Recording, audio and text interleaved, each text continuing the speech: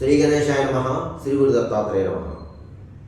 ఈ వీడియోలో మనం మార్చి మాసంలో మిథున రాశి వారికి ఎలా ఉందో తెలుసుకుందాం. మిథున రాశి మృగశిర 3-4 పాదాలు, ఆరుద్ర 1, 2, 3, 4 పాదాలు, పునః నక్షత్రం 1, 2, 3 పాదాలు మిథున రాశిలోకి వస్తాయండి. ఈ రాశిలో ఉన్న స్త్రీలకు పురుషులకి ఈ మార్చి మాసం బాగుందండి. అందరికీ అన్ని విధాలా అన్ని రకాలుగా గ్రహ సంచారం బాగుంది. మీ అనుకున్న పనులన్నీ నెరవేర్చుకోగలుగుతారు, బాగుందండి. అలాగే దంపతుల మధ్య సఖ్యత బాగుంటుంది, కుటుంబ సౌఖ్యం బాగుంది, మీ సంతానం బాగుంటుంది. అలాగే ఆరోగ్య విషయంలో మాత్రం జాగ్రత్త అండి. ఏమాత్రం అనారోగ్య పరిస్థితి కలిగినా వెంటనే వైద్యుని సంప్రదించండి, అశ్రద్ధ చేయవద్దు.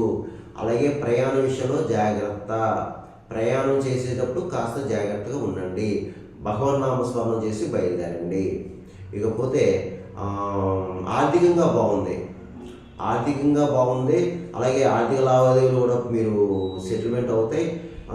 అలాగే రావాల్సిన బాకీలు ఏమైనా ఉంటే మాత్రం మీరు ప్రయత్నం చేయండి, బాకీలు వసూలు అవడానికి అవకాశం ఉంది.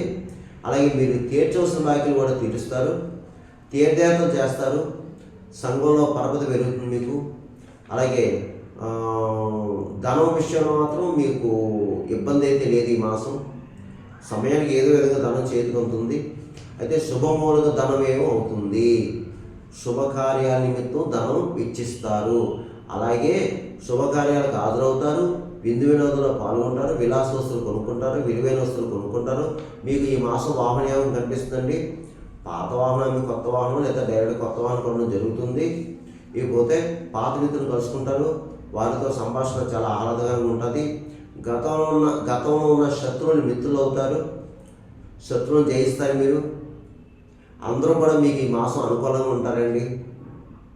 అయితే మీకు ఎక్కువ ఈ మాసం దైవ ఆరాధన, దైవ చింతన, అలాగే దైవ కార్యాల్లో పాల్గొనడం, ఈ దేవాలయాలకు సంబంధించిన వ్యవహారాలు చూసుకోవడం, ఇలాంటి వ్యవహారాలు మీరు గడుపుతారండి. ఇక ముఖ్యంగా మీ వృత్తిపరంగా బాగుంది ఈ మాసం. ఎవరు ఏ వృత్తిలో ఉన్నా సరే వృత్తిలో రాణింపు ఉంటుంది, గౌరవం ఉంటుంది, మీ స్కిల్ బయటపడుతుంది. అలాగే స్థాయి పెరుగుతుంది, ఒక్కొక్క మెట్టు ఎక్కుతారు మీరు. మంచి అవకాశాలు కూడా వస్తాయి మీకు ఈ మాసంలో. అంటే ఎవరు ఏ వృత్తిలో ఉన్నా సరే ఆ వృత్తికి సంబంధించింది అవకాశాలు మీకు రావడానికి అవకాశం ఎక్కువ కనిపిస్తుంది. అలాగే విదేశీయాలకు వెళ్ళే వరకు బాగుందండి. అంటే చదువురీత్యా, ఉద్యోగరీత్యా విదేశాలకు వెళ్ళే వరకు కూడా బాగుంది. అలాగే విదేశాల్లో ఉన్న వరకు కూడా బాగుందండి, చక్కగా ఉంది. కానీ ప్రయత్నాలు బాగా చేసుకోవాలి మీరు. ఇందులో కొంతమంది బద్ధకస్తులు ఉన్నారు, బద్ధకస్తులు కూడా బద్ధకాన్ని వినాడి చేసుకుంటే మీరు సక్సెస్ అవుతారండి. ఇక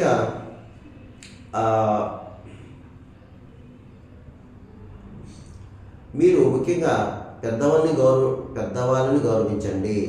గురువుని, బ్రాహ్మణుని దయచేసి దూషించవద్దు. ఎవరి మీద ఏ విధమైనటువంటి చెడు కామెంట్స్ పెట్టవద్దు. ఎందుకంటే మన చేతిలో ఫోన్ ఉంది కదా అని ఇష్టానుసారంగా మీరు చెడు కామెంట్స్ పెడితే దాని యొక్క కర్మ ఫలితం అనుభవించవలసి ఉంటుంది. మీరు మీ పని మీరు చేసుకోండి అంతే. ఇతరులను దూషించవద్దు, చెడు కామెంట్స్ పెట్టవద్దు. తర్వాత అది మీ కర్మ అనుష్ఠానం. ఇకపోతే ఈ మిథున రాశి వారికి ఈ మాసం అన్ని విధాలా బాగుంది, కంగారు పడాల్సిన పని అయితే లేదు. రియల్ ఎస్టేట్ రంగంలో ఉన్నది బాగుంది, స్పెక్యులేషన్ లాభిస్తుంది, మోటార్ ఫీల్డ్ వరకు బాగుంది, ప్రైవేట్ కాంట్రాక్ట్స్ ఎవరైతే ఉన్నారో వాళ్ళకి బాగుంది. అలాగే కళాకారులు కూడా బాగుందండి. మిథున రాశిలో ఉన్న కళాకారులు, సినిమా టీవీ రంగంలో ఉన్నది బాగుంది, అన్ని రకాల డిపార్ట్మెంట్ వరకు బాగుందండి. అలాగే రాజకీయ నాయకులకి బాగుందండి, మీకైతే చాలా బాగుంది. రాజకీయ నాయకులకి చక్కగా ప్రజలు గుర్తింపు తెచ్చుకుంటారు, ప్రజలకు కావాల్సిన వ్యవహారాన్ని చక్కబెడతారు, మీరు చేస్తారు. కానీ మీరు ఆరోగ్యం జాగ్రత్తగా చూసుకోండి, ప్రయాణంలో జాగ్రత్త. అలాగే మీ శత్రువులు ఉంటారు, మీకు కాస్త నరపేడ కనిపిస్తుంది, జాగ్రత్తగా ఉండండి మీరు. ఇకపోతే అన్ని రకాల వ్యాపారస్తులు బాగుంది, జాయింట్ వ్యాపారస్తులు బాగుంది, మంచి లాభాలు వస్తాయి, కొత్తగా కూడా వ్యాపారం పెట్టుకోవచ్చు, మీకు అవకాశం ఉన్నది. ఇకపోతే ఉద్యోగస్తుల విషయం వస్తే ప్రైవేట్ పరంగా, ప్రభుత్వ పరంగా ఉద్యోగస్తులు బాగుందండి. అలాగే పై అధికారుల ప్రశంసలు పొందుతారు, తోటి సహ ఉద్యోగులు కూడా మిమ్మల్ని గౌరవిస్తారు, మీ యొక్క సలహా తీసుకుంటారు, బాగుందండి. ఇకపోతే విద్యార్థులకి ఇప్పుడు పరీక్షా సమయం, విద్యార్థులు చక్కగా చదవండి, చదివి చక్కగా పరీక్షలు రాయండి అమ్మా అందరూ కూడా. ఇంకా మీరు ఇతర వ్యాపకం పెట్టుకోవద్దు, ఈ మాసం పరీక్షల మీద రాయండి, చదువు మీద శ్రద్ధ వహించండి చక్కగాని. ఎందుకంటే మీది బంగారు భవిష్యత్తు ముందు ముందు ఉంది కాబట్టి ఆ భవిష్యత్తును పాడు చేసుకోవద్దు మీరు. ఇక వివాహ అమ్మాయిల అబ్బాయిలు ప్రయత్నం చేసుకొని వివాహ ప్రయత్నాలు కొనసాగుతాయి, బాగుంటాయి. ఇక ఇది నేను చెప్పేది రాశి ఫలాలు మాస వల్ల కేవలం మీకు 40% పనిచేస్తుంది. మిగతా 60% మీ యొక్క జన్మ జాతకం, జన్మ లగ్నాతో ఉన్న గ్రహాల యొక్క పరిస్థితి, జరిగే దశాంతర దాన్ని బట్టి కూడా ఉంటుందమ్మా. ఎందుకంటే కొంతమందికి జరగచ్చు నేను చెప్పిన ఫలితాలు, కొంతమందికి జరగకపోవచ్చు. జరగాలని రూల్ లేదు, జరగకూడదని రూల్ లేదు.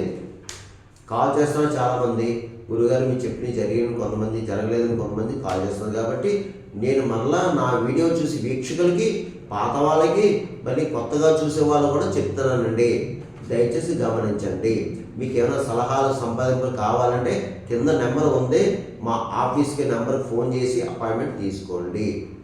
ఇకపోతే ఈ యొక్క మిథున రాశి వారు నేను కొన్ని పరిహారం చెప్తాను, ఈ మాసం పాటించండి, మీకు బాగుంటుంది. అది ఏమిటి అంటే మీ అందరూ కూడా ఈ మాసం లక్ష్మీ గణపతి ఆరాధన చేసుకోండి, గణపతిని ప్రార్థించుకోండి, ప్రతిరోజు సంకటహర గణపతి స్తోత్రం చదువుకోండి. ప్రణమ్య శిరస దేవం గౌరీ పుత్ర వినాయకుడు ఉంటుంది, అది చదువుకుంటే మీ పనులకి దేనికి ఆటంకం రాదు.